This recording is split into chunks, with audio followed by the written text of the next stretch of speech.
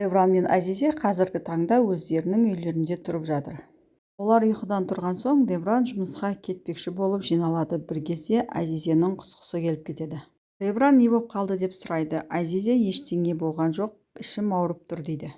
Девран жұмысқа кетеді, ал Азизе болса мүмкін мен 2 қабат шығармын деп ойланып қалады. Үйде Первин де бар еді. Оған білдіртпей Азизе үй қызметшісіне барып маған тест әпкел дейді.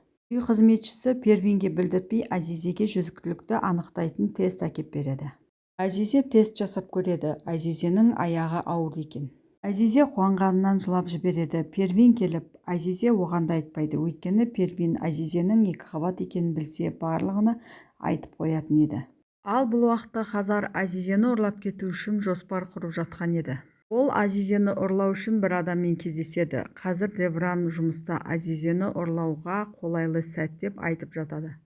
Кешкісін бауырлар мен анасын қонаққа шақырмақшы болады, және сол кезде Девранға да қалғандарына да өзінің жүкті екенін айтпақшы болады. Үй қызметшісіне кешке үлкен және әдемі етіп дастархан жайып берші деп өтінім жасап тұрады.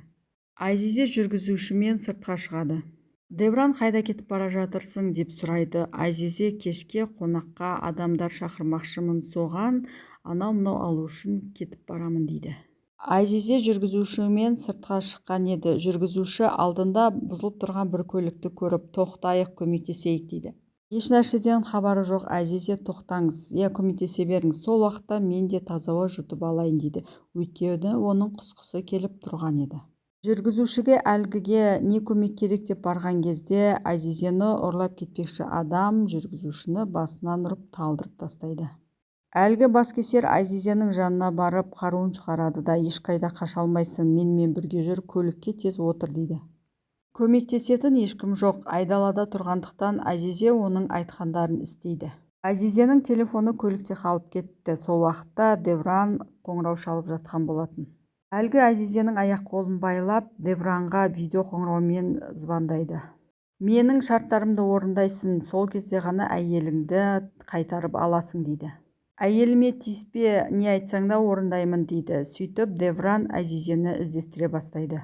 Әлгі далада біреумен телефонмен сөйлесіп жатқан кезде Азизе шеге тауып алады. Сол шегемен байлаулы тұрған қолын шешіп босанады. Қашпақшы болып есікті ашып көрген кезде барлық жер құлыптаулы екен. Азизе қамауда отырған көлікті айдап қашпақшы болады. Оны ұрлаған адам ізінен жүгіріп келе жатады. Ол есікті аша алмаған соң терезелерді ұрып көлікті тоқтатумен ғана шектеледі. Ол Азизенің қашып кетпеу үшін көліктің алдынан шықпақшы болады. Көлік бұрылыста бұрыла берген кезде әлгі Азизенің көлігінің алдына келіп тұрып алады. Азизе оны өлтіргісі келмейді, сондықтан көлігін тоқтатуға мәжбүр болады. Азизе көліктен түсе салып қашып кетеді, бірақ әлгі Азизені ұстап алады. Азизе жерде жатқан тасты алып, оның басынан ұрып, есінен тандырып тастайды. Ол есінен танып құлап қалған кезде оның телефонын алып Девранға қоңырау шалады. Девран, сен қайда тұрсың, қай жерде тұрғаныңды айт дейді, бірақ Азизе бұл жерде ешкім жоқ, айдаладамын дейді. Азизе айтады, саған кешкісін сюрприз ретінде айтқым келген еді. Девран, менің аяғым ауыр, мен жүктімін дейді. Девран әйелінің жүкті екенін білгенде не қуанарын, не жыларын білмейді, өйткені оның әйелін ұрлап кеткен еді.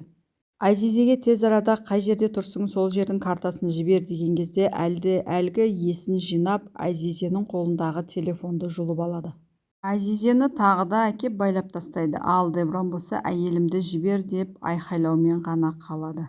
Жалғасын келесі видеода саламын. Каналыма тіркеліп, лайк басып қойыңыздар.